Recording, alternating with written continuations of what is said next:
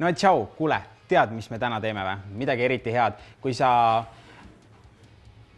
nagu maksapasteeti ei armasta, siis võib-olla seda sa armastad, et põhi tegelikult sarnaneb foie gras'le, mis on siis tegelikult, mis ei ole väga inimlik, aga me teeme seda täna palju mõnusamal meetodil ja nii-öelda ka loomasõbralikul meetodil. Aga selle jaoks, et üldse alustada, me võtame pardimaksa, mul on siin juba valmis võetud ja me lisame siia piima. Piim aitab siis mõrudust maksast eemalda ja see on valikuline etapp. Kui sa ei taha, sa ei pea seda tegema, aga mina soovitan seda teha, et saada maksast mõrudus välja. Siis on kõik hästi. Siis pärast loputame ära ja saame edasi tegutseda.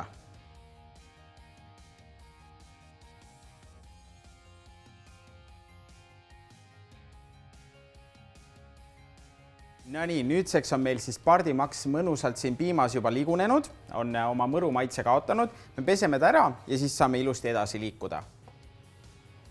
Nii, ja siis meil on maks pestud. Enne kui me maksaga edasi tegutseme, me võtame kohe pardirasva. Kuna me tahame siis teha mõnusat foie gras stiilis maksapasteeti, siis me võtame ühe lusika ja me paneme pardimaksa juba potti. Nii palju, kui meil vaja on. Nii, ja siis kui me oleme pardirasva siia potti pannud, siis me paneme selle kuumenema ja me laseme pardirasval ära sulada ja nii palju ära sulada, et poti servadest hakkab ta kergelt isegi pruunikaks muutuma. Nii, samal ajal me paneme juba pardi rahulikult siia paberi peale ja et ta saaks liigsest vedelikust nii-öelda vabaneda. Ja paneme teise rätiku peale ja rahulikult saab siin liigne vedelik välja tulla. Samal ajal hakime juba natukene ka sibulat ja šalottsibulat. Kui sul šalottsibulat ei ole, siis sa võid panna täiesti vabalt ka 2 tavalist sibulat. Šalott annab lihtsalt natuke rohkem maitsenüanssi ja selle viilutame lihtsalt kergelt ära. Samamoodi ka tavalise sibula. Et kuna me blenderdame ta hiljem ära, siis sul ei ole otseselt vaja teda väga palju hakkida. Oluline on jällegi see, et ta saaks ilusti kuumtöödeldud ja me saaksime maitsed ilusti välja sealt. Nii, küüslauguga samamoodi, jällegi purustan ära ja kergelt tükkideks. Siis me võtame rosmariini, ühe oksakese ja peksame teda jälle, et maitsed saaksid välja tulla.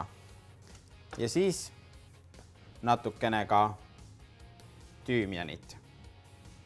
Siin on kõik valmis. Siis natuke eemale ja vahepeal segame siis ka pardirasva.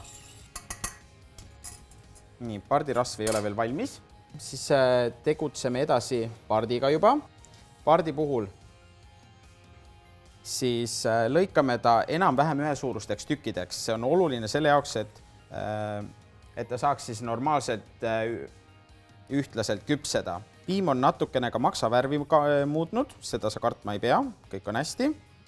Kusjuures pardimaksaga on minu meelest nii naljakas see, et ma üritasin seda täiesti paaniliselt poodidest taga otsida ja ei leidnud. Sellega on viimasel ajal kuidagi väga põud või ma ei kujuta ette, mis sellega on. Ei turul ei olnud, ei poodides ei olnud ja isegi Stockmannis käisin. Stockmannis nad vaatasid mulle sellise näoga otsa, et mis asja ma veel tahan.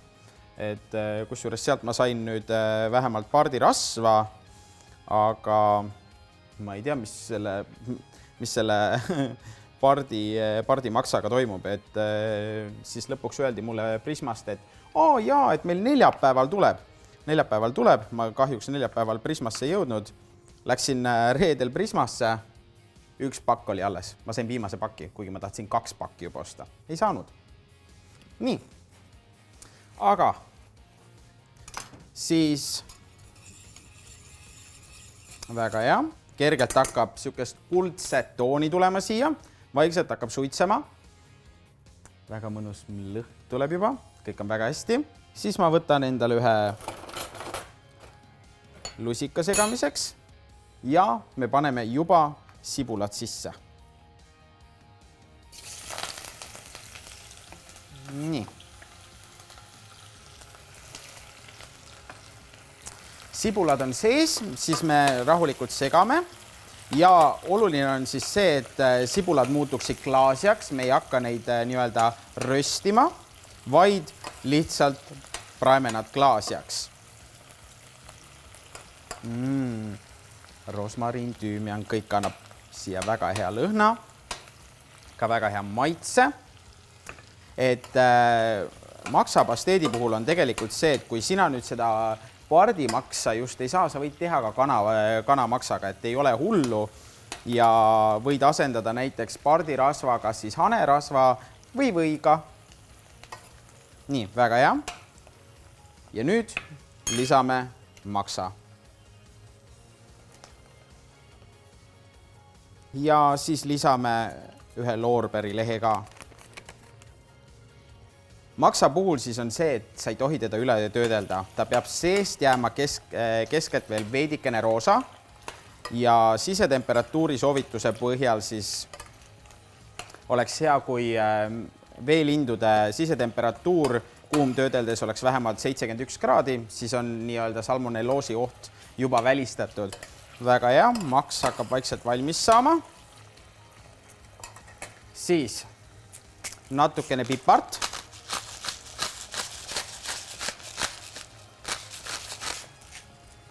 Ja soola.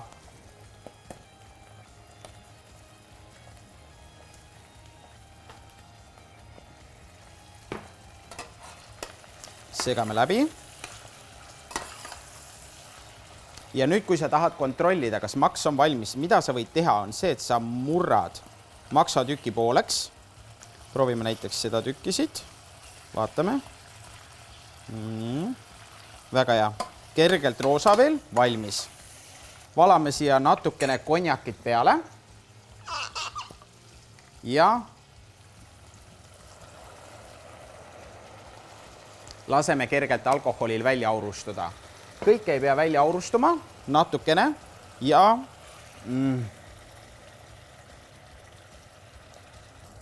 ossa, väga hea. Nii, siis on valmis. Ja miks ei tohi maksa kindlasti üle töödelda? Põhjus on siis selles, et kui sa maksa üle töötled, siis ta läheb teraliseks ja siis see ei ole üldse siidine ja mõnus. Et see on see põhjus, miks peab natukene seest roosaks ka jääma. Nii, ja siis saame hakata juba lõpetama. Võtame blendri. Enne kui me ta blendrisse paneme, siis me nokime välja need ürdid, mis me siia panime.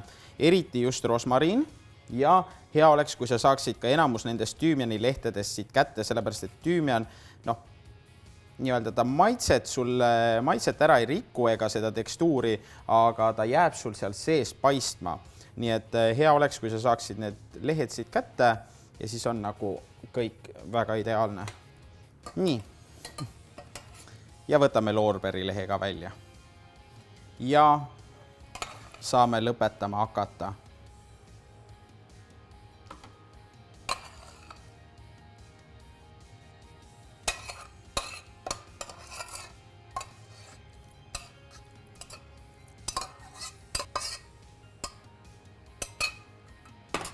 Nii, paneme twisteri kaane peale ja läheb ta meil purustamisse. Ma kasutan selle jaoks pulseerimismeetodit ja purustan nii kaua, kuni on vaja, et ma saaksin jällegi võimalikult siidise tulemuse.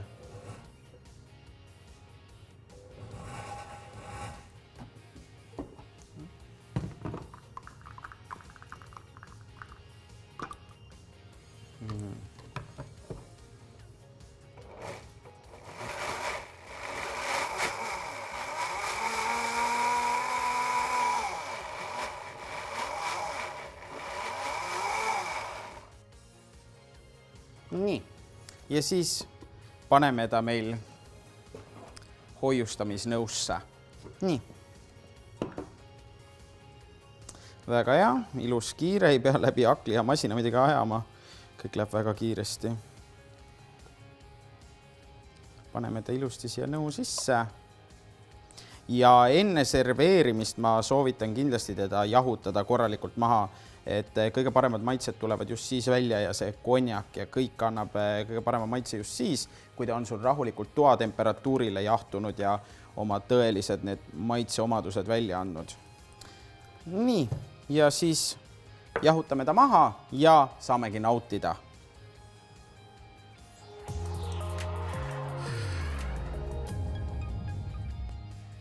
No nii, aga nüüdseks on meil siis pasteet rahulikult külmkapis rahunenud, on mõnusalt oma maitseid omandanud ja valmis. Nii et mis muud siis, kui võtame natuke ciabattat. Kui sa ei tea, kuidas ciabattat veel valmistada, siis mine vaata mu teist videot. Nii, võtame siis mõnusa viilu ciabattat ja paneme siia mõnusalt seda pasteeti peale, mis saab kreemine, väga hea. Nii. Maitsime ka siis.